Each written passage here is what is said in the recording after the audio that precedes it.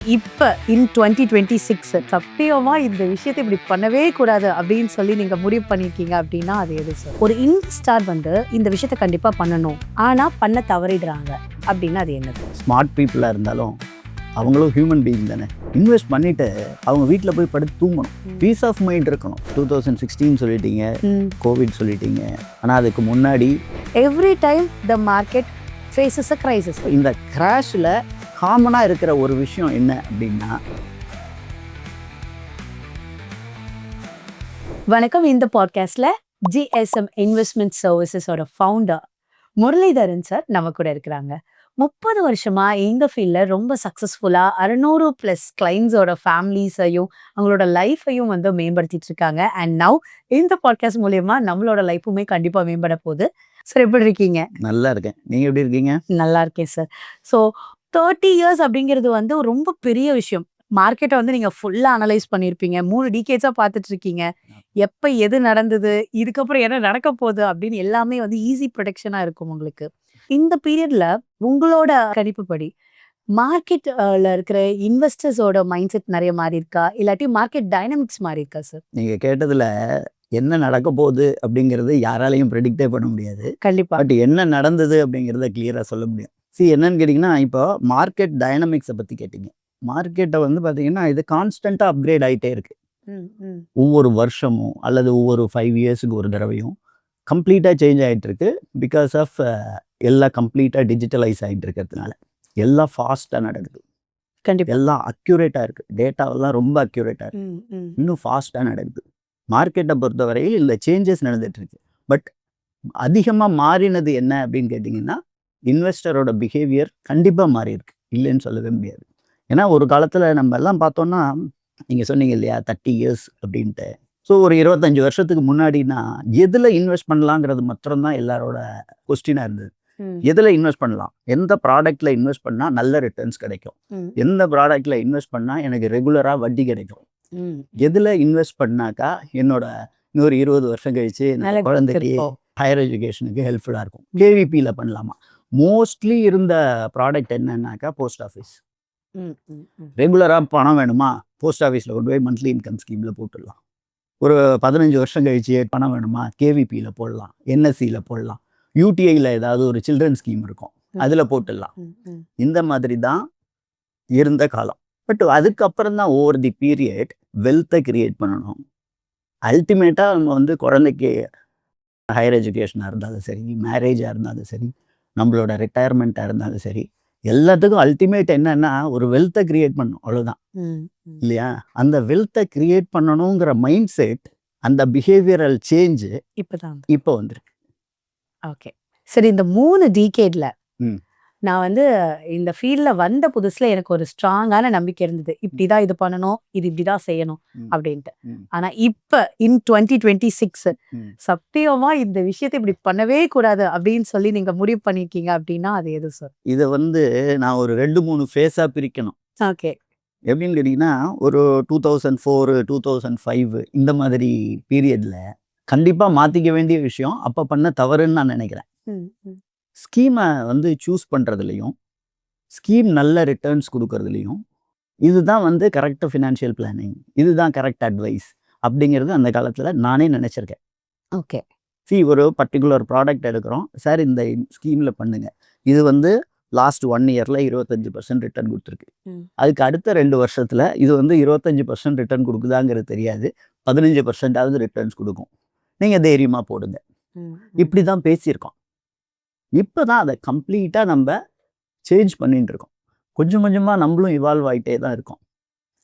இப்போ என்னன்னாக்கா, ஒரு அவங்களோட பர்டிகுலர் இன்வெஸ்டரோட இண்டிவிஜுவல் கோல்ஸ் என்ன, அவங்க எதுக்காக இன்வெஸ்ட் பண்ணணும், ஃபஸ்ட்டு ஒய், செகண்டு கோல்ஸ், அதுக்கப்புறம் பார்த்தீங்க அப்படின்னாக்கா அவங்க வந்து ஒரு இன்வெஸ்ட் பண்ணிட்டாங்கன்னு வச்சுக்கோங்க, நம்ம சொல்கிறோம், ரெக்கமெண்ட் பண்ணுறோம், இந்த ப்ராடக்டில் இன்வெஸ்ட் பண்ணுங்கள், லாங் டேர்மில் உங்களுக்கு நல்ல ரிட்டர்ன்ஸ் கிடைக்கும் அப்படின்னு சொல்கிறோம்.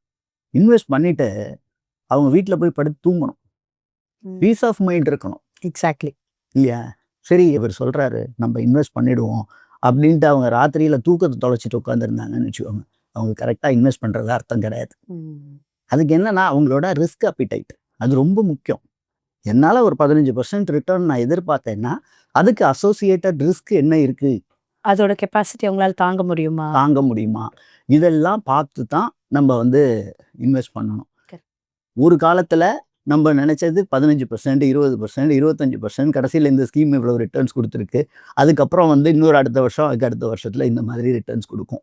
ஸோ பர்டிகுலராக இந்த மாதிரி 15% ரிட்டர்ன் வந்ததா, 20% ரிட்டர்ன் வந்ததா, சார் உங்களுக்கு ரிட்டர்ன் வந்துடுது, நீங்கள் என்ன வேணாலும் பண்ணிக்கலாம். இந்த மாதிரி தான் நம்ம இருந்தது ஒரு 20 ஆண்டுகளுக்கு முன்னாடி. இப்போ இப்ப things have changed. Complete Customized plans for each clients. ஒவ்வொரு கிளைண்ட்டுக்குமே அவங்களோட ரிஸ்க் அப்பிடைட்டு, இன்வெஸ்ட்மெண்ட் டியூரேஷன். நீங்கள் வெறும் இந்த நம்பர்ஸை மட்டும் வச்சுட்டு இந்த பிளான் பண்ணவே முடியாது. கரெக்ட். சைக்கலாஜிக்கல் பிஹேவியர், அவர் மார்க்கெட்டில் பீக்கில் போகும்போது எந்த மாதிரி பிஹேவ் பண்ணுவார், கீழே இறங்கிட்டுனா எந்த மாதிரி பிஹேவ் பண்ணுவார், இதை வந்து நம்ம பேசி தெரிஞ்சுட்டு அதுக்கப்புறம் தான் அவருக்கு இன்வெஸ்ட்மெண்ட் ப்ராடக்டே கொடுக்குறோம். இன்னொரு விஷயம் வந்து அதிகம் படிச்சவங்க, நிறைய தெரிஞ்சவங்க வந்து கரெக்டா பண்ணுவாங்க அப்படின்னு நம்ம வந்து யோசிப்போம். பட் பல சமயங்கள்ல அவங்களே வந்து இன்வெஸ்ட்மெண்ட்ஸ்னு வரும்போது தவறி போயிடுறாங்க.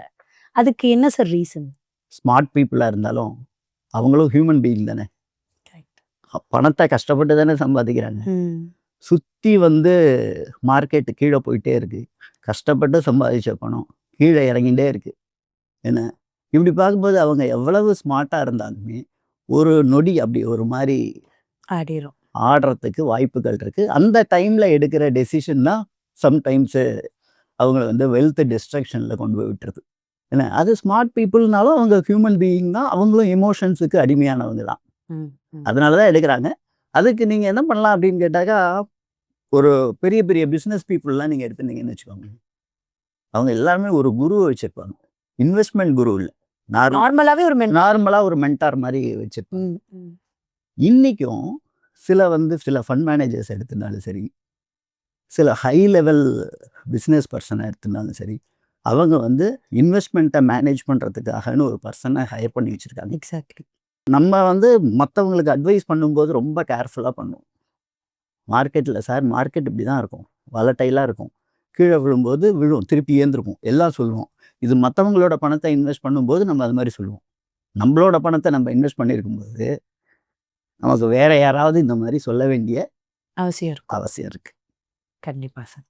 இப்ப இத்தனை வருஷங்களா சார், இப்ப எனக்கு தெரிஞ்சு நான் கொஞ்சம் விவரம் தெரிஞ்சதுல இருந்தே சொல்றேன், 2016ல டிமானிட்டைசேஷனா இருக்கட்டும், அண்ட் அதுக்கப்புறம் 2025ல வந்து இப்ப ட்ரம்ப் ஃபேக்டரா இருக்கட்டும், அண்ட் இடையில 2019 and 20 கோவிட் டைமா இருக்கட்டும், every time the market faces a crisis நடந்துட்டே தான் இருக்கு. வித்தியாசமான ஃபேக்டர்ஸால நடந்தாலும் there is a problem, there is a crisis. என்ன ஒரு விஷயம் காமனா இருக்கு இதுல? அதாவது நீங்கள் வந்து 2016 சொல்லிட்டீங்க, கோவிட் சொல்லிட்டீங்க, ஆனால் அதுக்கு முன்னாடி லேமன் கிரைசிஸ் 2008ல் மார்க்கெட் வந்து கிட்டத்தட்ட 40-50% வரையில் கரெக்டான டைம். அதுக்கு முன்னாடி பார்த்தீங்கன்னா .com பபிள், அதுலேயும் கிட்டத்தட்ட ஆல்மோஸ்ட் 50% வரையில் மார்க்கெட் கரெக்டாச்சு. பட் இதிலெல்லாம் என்ன ஒரு விஷயம் இருக்குது அப்படின்னு நீங்கள் பார்த்தீங்கன்னா, காமனாக இருக்கிற ஒரு விஷயம் என்னென்னா, இன்றைக்கி இருக்கீங்க, இப்போ மார்க்கெட் கிராஷ் ஆகுது. கிராஷ் ஆகும்போது நார்மலாக மனுஷன் உள்ளே வந்து மைண்டில் வர்றது வந்து பயம்தான். கண்டிப்பாக பேனிக் தான் வரும். பேனிக் வருதுங்கிறத விட ரொம்ப முக்கியமாக என்னென்னா, இருக்கிறத பாதுகாத்துக்கணுங்கிற மைண்ட் செட்டு தான் இருக்கும். இப்போ என்கிட்ட நான் 10 லட்ச ரூபா இன்வெஸ்ட் பண்ணியிருக்கேன், 8 லட்ச ரூபாய் வேல்யூ குறைஞ்சிருச்சு. நார்மல் மைண்ட் செட் என்ன இருக்கும்னா, அந்த 8 லட்சம் 6 லட்சம் ஆகக்கூடாதுங்கிற மைண்ட் செட்டு தான் இருக்கும். கண்டிப்பாக. ஸோ இந்த கிராஷ் நடக்கும்போது எல்லாருமே காமனாக இருக்கிற விஷயம் என்னென்னா, இந்த பேனிக்கும் இதுவரையில் இருந்தது, பேனிக்கு பயம் இதெல்லாம் இருந்தது. பட் இப்போ இன்னைக்கு நல்ல பணம் சம்பாதிச்சிருக்கிறவங்க, நிறைய ரிட்டர்ன்ஸ் வச்சுருக்கிறவங்க, கிட்டத்தட்ட 20%, 25% ரிட்டர்ன் சம்பாதிச்சவங்கெல்லாம் எப்போ இன்வெஸ்ட் பண்ணாங்கன்னா, அந்த கோவிட் டைமில் இன்வெஸ்ட் பண்ணது தான் இல்லையா? ஸோ இந்த கிராஷில் காமனாக இருக்கிற ஒரு விஷயம் என்ன அப்படின்னா, டெஃபினட்டாக எல்லாரும் அக்செப்ட் பண்ணிட்டு தான் ஆகணும் ஆப்பர்ச்சுனிட்டி. அதுதான் காமனான விஷயம். நியூ ஆப்பர்ச்சுனிட்டிஸ், காமன் ஆப்பர்ச்சுனிட்டி மார்க்கெட்டில். இப்போ ஒன்றும் இல்லை, தங்கம் விலை இறங்கிடுச்சு, அசியூம் பண்ணிங்க ஒரு 15-20% இறங்கிருச்சு. ஓகே, என்ன பண்ணுவாங்க எல்லாரும்? Everyone will go and buy. Okay, முருங்கைக்காய் 3 முருங்கைக்காய் ₹1 கொடுக்குறான்னு வச்சுக்கோங்க. 10 ரூபா வித்துட்டு இருந்தது, ₹1 3 முருங்கைக்காய் கிடைக்கிறதுனா எல்லாரும் 10 முருங்கைக்காய் வாங்கி கொண்டு வந்து வீட்டில் வைப்பாங்க. ஆமாம், கண்டிப்பாக. இல்லையா? அதே தானே ஸ்டாக் மார்க்கெட்டுக்கும் இருக்கணும். கிராஷ்னா என்ன, ரேட் எல்லாம் குறைஞ்சிருக்கு, எல்லா ஷேர் ப்ரைஸஸும் சீப் ஆயிருச்சு. அப்ப என்ன பண்ணணும் எல்லாரும், எவ்ரி ஒன் டு கோ இப்படியும் பார்க்கலாமா அப்படிங்கிற மாதிரி இருக்கு. ஆமா, அப்படிதானே பார்க்கணும். ஸோ இப்போ இது வந்து ப்ரூவும் ஆயிருக்குல்ல. இப்போ வந்து ஆமா, அந்த கிராஷுங்கிறது ஒரு ஆப்பர்ச்சுனிட்டி. அந்த டைம்ல இப்போ நீங்க போய் இன்வெஸ்ட் பண்ண முடியாது. 2020ல என்ன வேல்யூவேஷன் இருந்ததோ அந்த வேல்யூவேஷன்ல போய் நீங்க இன்னைக்கு இன்வெஸ்ட் பண்ண முடியுமோ? முடியாது. ஸோ என்ன ஆகலாம், இந்த கிராஷுங்கிறது கண்டினியூ ஆகிட்டு தான் இருக்கும். இன்னும் வேற ஏதாவது கிராஷ் வரலாம். இன்னைக்கு ட்ரம்ப்னால கீழே இறங்கிச்சு மார்க்கெட், நாளைக்கு வேற ஏதாவது ஒரு கிராஷ் ஆகலாம். பட் அந்த கிராஷ்ல ஆப்பர்ச்சுனிட்டி இருக்குங்கிறத புரிஞ்சுட்டு நம்ம அந்த கிராஷ் செயல்படணும். எக்ஸாக்ட். யூஸ்வலா ஒரு முறையும் இந்த மாதிரி கிராஷ் எல்லாம் நடக்கும் பொழுது ஒரு இன்வெஸ்டார் வந்து இந்த விஷயத்த கண்டிப்பா பண்ணணும், ஆனா பண்ண தவறிடுறாங்க அப்படின்னா அது என்னது? அதாவது என்னன்னா, இப்போ நான் ஏற்கனவே சொன்ன மாதிரி தான், எல்லாருக்கும் வந்து ப்ரொடெக்ஷன் மைண்ட் செட் வந்துருது. பேர் மார்க்கெட்ல இருக்கிறது பாதுகாப்பா இருக்கணும் அப்படின்ட்டு. மார்க்கெட் மேல போகும்போது எல்லாருக்கும் பறக்கிறத பிடிக்கணுங்கிற ஆசை வந்துருது. கரெக்ட்.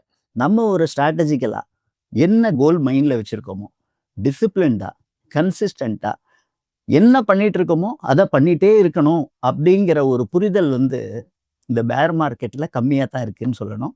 பேர் மார்க்கெட்ல என்ன பண்ணணுமோ அதை மோஸ்ட் ஆஃப் த இன்வெஸ்டர்ஸ் பண்ணுறது இல்லை அப்படிங்கிறது தான்.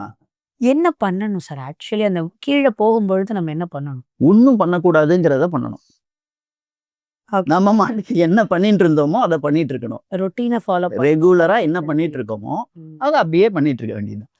மார்க்கெட்ல டிமாண்ட் அண்ட் சப்ளை இருக்கும், மேலே ஏறும் கீழே இறங்கும், இதெல்லாம் மார்க்கெட்ல நடந்துட்டு தான் இருக்கும். நீங்க ஒரு பைக் எடுத்துட்டு ஒரு இடத்துக்கு போறீங்க அப்படின்னா ரோடு கிளியரா இருக்கணும் அப்படின்னு நினைச்சிட்டு நீங்க வண்டி ஓட்ட முடியாது. ஏதாவது ஒரு இடத்துல டிராஃபிக் இருக்கும், வண்டி ஒரு 5 நிமிஷம் நிற்கிற மாதிரி இருக்கும். நான் அங்கே நிற்க மாட்டேன்ட்டு இன்னொரு ரூட்டை கண்டுபிடிச்சி நீங்கள் போனீங்கன்னு வச்சுக்கோங்களேன், அந்த ரோட்டில் அப்படியே நின்னவன் உங்களை விட சீக்கிரமாக போயிருச்சுருப்பான். டிராஃபிக் கிளியர் ஆகிடும். அதே மாதிரி தான் இன்வெஸ்ட்மெண்ட். பாஸ் நமக்கு தேவை. பாஸ் கண்டிப்பாக பண்ணி தான் ஆகணும், வேற வழி கிடையாது. ஏன்னா அங்கங்கே டிராஃபிக் இருக்கும், அங்கங்கே கிராஷஸ் வரும், அங்கங்கே சில வருஷம் வந்து நமக்கு ரிட்டர்ன்ஸே இல்லாமல் இருக்கும். ஒரு 2 வருஷம் பார்த்தீங்கன்னா கண்டமேனிக்கு ரிட்டர்ன்ஸ் கிடைக்கும். அந்த ரிட்டர்ன்ஸ் நிறைய கிடைக்கும் போது கண்டமேனிக்கு இன்வெஸ்ட் பண்ணுறதோ, வேல்யூவேஷன் கம்மியாகும்போது நம்மளோட இன்வெஸ்ட்மெண்ட்டை குறைக்கிறதோ ரெண்டுமே ராங் அப்ரோச். ஏன்னா பேர் மார்க்கெட்டில் இன்றைக்கும் அந்த மாதிரி இது நடந்துட்டு தான் இருக்குது. அது நல்லா இல்லாமல் இருந்ததுன்னா நல்லாயிருக்கும். கண்டிப்பாக சார்.